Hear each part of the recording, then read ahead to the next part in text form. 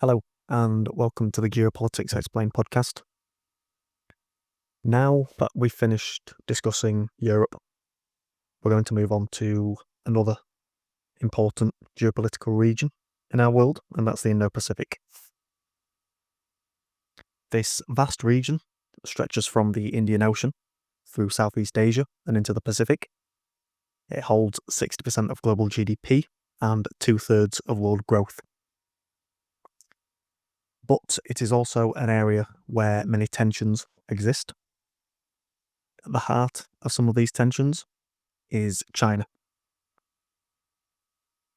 This episode is also going to discuss one of my favourite things to discuss in the world of geopolitics, and that's superpower geopolitics.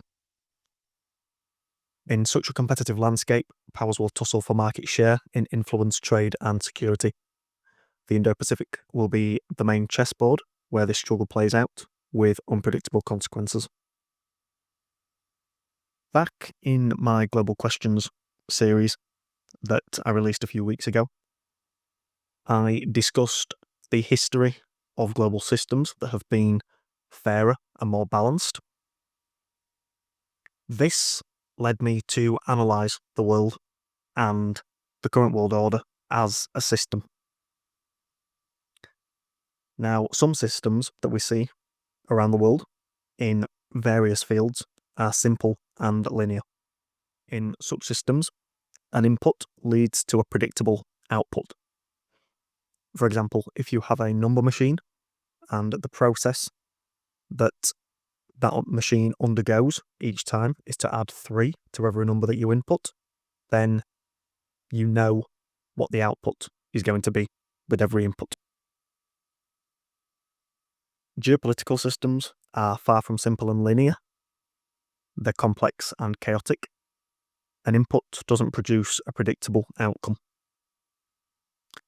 This is because these systems have feedback loops, emergent behaviours from different inputs, and a massive number of actors that learn and evolve within this system.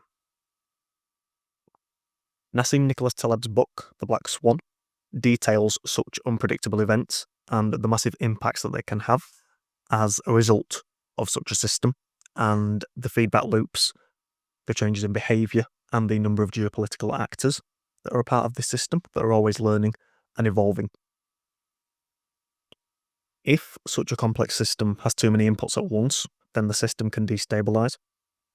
We can then see periods of instability emerge, as we are seeing today, with the emergence of a multipolar world. There are so many aspects of geopolitics that are vital to the everyday functioning of our world. More importantly, we're living through a time where these aspects are shifting. These are significant global narratives, including the potential demise of the dollar as global reserve currency, the rise of artificial intelligence, the new space race, and potential energy crises in the future. But these aspects, despite their sheer size as inputs into the global system, are only drops in the water of our complex world. This is one reason that I love discussing aspects such as this, because I think it's worth considering potential scenarios that could unfold in the future, regardless of timescale. These global narratives won't happen in the next few years. They might not even happen in the next few decades, but on the current trend we're on, they could happen eventually, and that makes them worth considering. So, in this world, the Indo-Pacific will be one of the most important geopolitical regions of the next century, and so today I'm going to dive into this region before exploring how it will interact with the rest of the world and what potential unpredictable outcomes we could see emerge from the other side of this multipolar tussle. So, the Indo-Pacific is a region that includes the waters of the Indian Ocean, Southeast Asia, Oceania, China, Japan, the Korean Peninsula, Russia, and the United States. In my post on Substack from the 11th of August, I included a graphic that better demonstrates the region of the Indo-Pacific that you can find over on my Substack at Geopolitics Explained. In listing these countries that are involved in the region, there are already multiple potential geopolitical flashpoints of interest. Again, over on the post on Substack, there is a large list of potential geopolitical flashpoints that I've included, but I will read some out in this episode. So, for example, the Korean Peninsula, China's building of artificial islands, China-Taiwan tensions, China-Filipino tensions over the Spratly Islands, India-Pakistan and potential sparks there, the hidden war in Myanmar, the Kuril Island dispute between Japan and Russia, the Strait of Malacca, Chinese influence in Darwin Port in Australia, and recent sparks that we've seen, such as the Thailand-Cambodia border crisis and the political crisis in Bangladesh. Of course, these points vary in likelihood as potential geopolitical flashpoints in the future, but in a world shifting towards a more multipolar nature, many aspects of geopolitical relations are redrawn, and tensions in many of these areas could spark easily. In fact, we've seen many that already have. Even from the shorter list that I provided, we can see that a key player in many of these is China. So, focusing solely on China, where do they see their own future direction heading? Before diving specifically into China, in Trump's recent tariff episode, we saw countries in Asia form alliances against the United States. Xi travelled to Vietnam, Cambodia and Malaysia seeking trade deals, and he signed 45 deals with the Vietnamese. This highlights that trust in the United States is falling.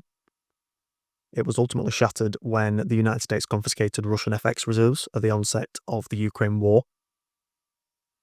Regardless of whether this was justified or moral, if you were the leader of a nation, especially an adversary of the United States, you would be worried that this could happen to you too. And so you would attempt to hedge against the dollar and the potential damage that such a move could cause if it was to occur to you one day. But this psychological distrust and hedging against the US will spread into other realms, especially with Trump's volatile US foreign policy, making future outcomes even more unpredictable. In such a world, China could be in a position to reap some benefits. They are known for playing the long game with its 5-year plans, and the multipolar world rising is one of their most important long games. Typically, declining geopolitical powers pursue short-term fixes to problems as they emerge. One day, if a problem emerges that is too big, the empire inevitably declines. Rising powers, such as China, can afford to build momentum and play the long game. China recognises the tailwinds that analysts such as Ray Dalio so frequently discuss. Time is on their side, they can be patient, and one day the tailwinds will be too strong to deny. But the case for China's rise isn't a sure thing, especially when we introduce debt burdens and demographics into the discussion. Some question if China can solve these issues. If they can't, does this force them to no longer be patient? Would they have to make short-term aggressive moves for potential control over the world order, or to maintain the level of influence that they already have? If you were China, and you were faced with this choice of making a short-term aggressive move, would they consider that the alternative is another century of humiliation, for example? This is a complex issue, but again, as I said in the introduction, considering potential scenarios is one reason that I love discussing potential futures such as this.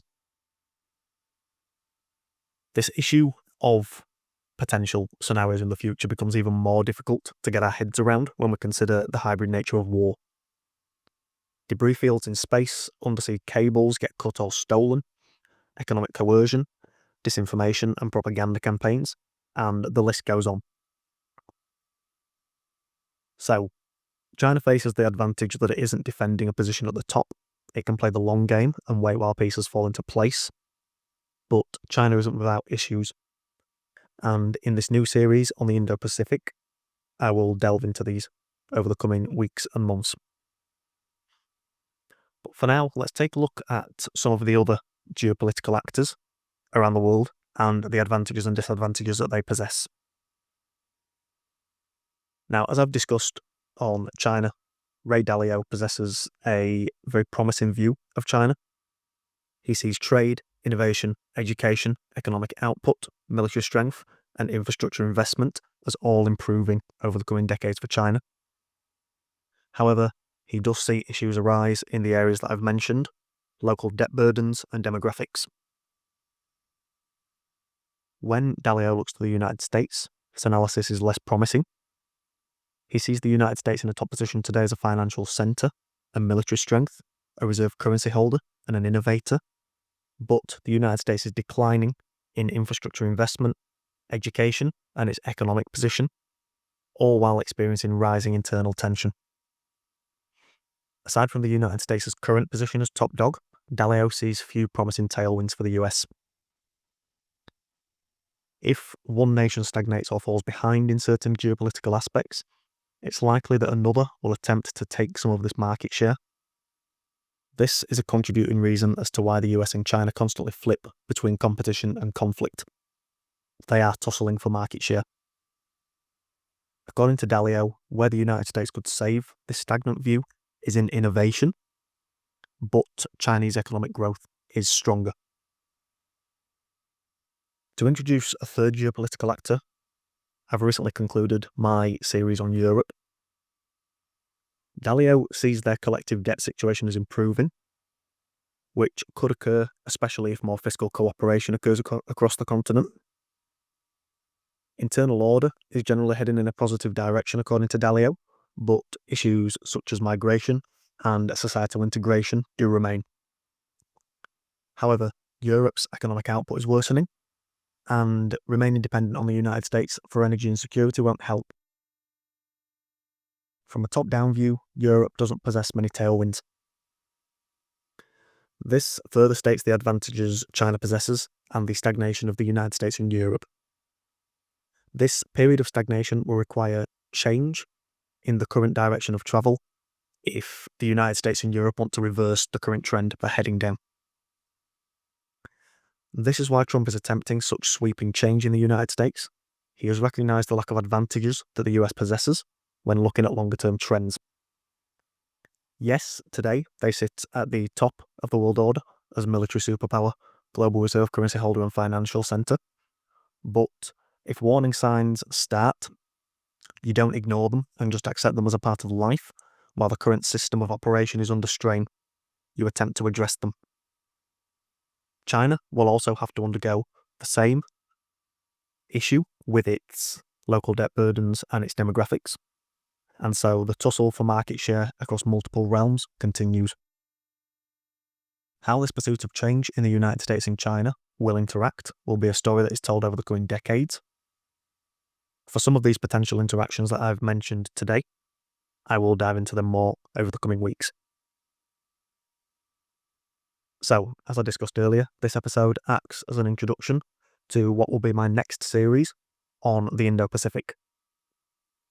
I aim to discuss each of the potential flashpoints that I discussed towards the start of today's episode, as well as the characteristics that will be key narratives in this journey towards, through, and beyond a multipolar world.